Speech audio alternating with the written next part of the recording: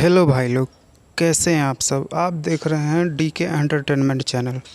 एक बहुत ही बड़ा गाना आने वाला है प्रमोद प्रेमी यादव जी का, जो कि स्पीड रिकॉर्ड भोजपुरी चैनल पे रिलीज होएगा।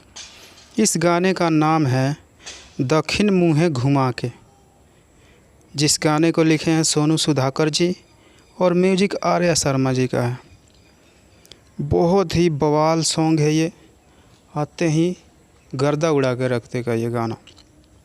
तो बहुत जल्द आप सबके बीच में ये गाना आने वाला है, दक्षिण मुँहे घुमा के।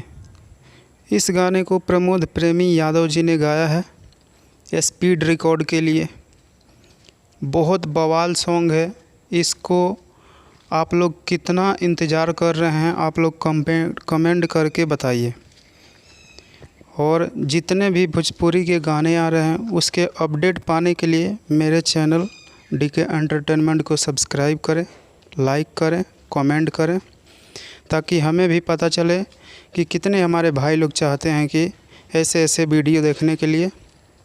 हमें भी पता चले कि कितने भाई लोग एक्साइटेड हैं इस गाने को देखने के लिए और ऐसे न्यूज़ देखने के लिए। तो थैंक यू।